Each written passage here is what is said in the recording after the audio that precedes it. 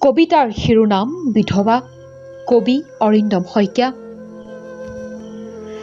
সেউতাৰ বেলি হেৰুৱাৰ পিছত তাই মৰা মাছ হৈ নিসংগতাৰ নদীত উপঙে।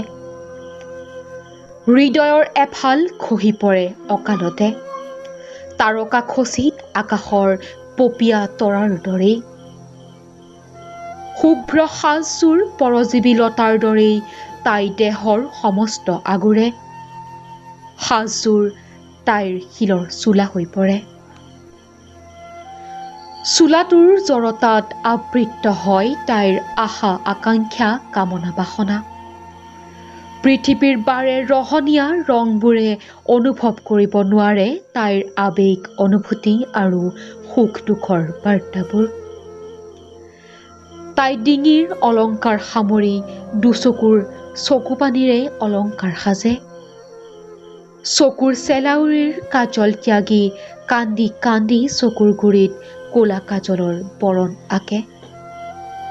কোনে দেখে কোনে বুজে। দিন বাগৰে প্ৰতি বছৰে বহাগ আহে। বসন্তৰ কপৌফুল তাই খোপাত নুগুজে।